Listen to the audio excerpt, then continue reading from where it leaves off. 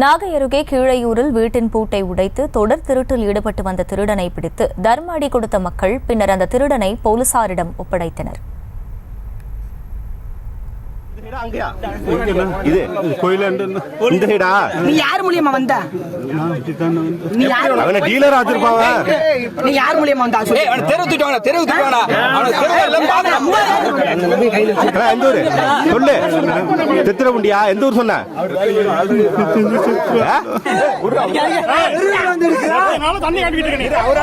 கூடுதல் விவரங்களை செய்தியாளர் லெனின் வழங்க கேட்கலாம். லெனின், வணக்கம். இந்த சம்பவம் குறித்த முழு விவரங்கள் என்ன?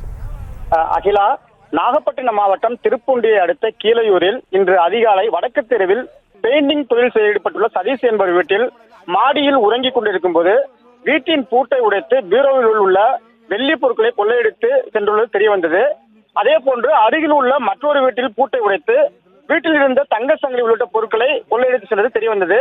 இந்த நிலையில் கடந்த 10 நாட்களாக தொடர் திருட்டில் நடைபெற்று வந்த நிலையில் காவல்துறையினருடன் இணைந்து கிராம இளைஞர்கள் பிரண்டா போலீஸ் என்ற அமைப்பு மூலமாக ரோந்து பணியில் ஈடுபட்டு வந்தனர்.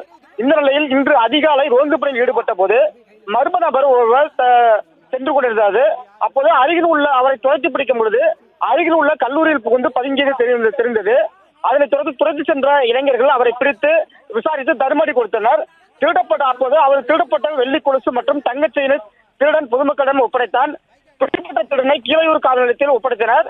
காவல்துறை விசாரணை செய்ததில் திருவாரூர் மாவட்டம் திருத்துறைப்பூண்டி வட்டம் திரௌபதி அம்மன் கோயில் தெருவைச் சேர்ந்த குமரன் என்பதும் பல்வேறு திருட்டு வழக்கில் தொடர்புடையும் தெரிய வந்தது.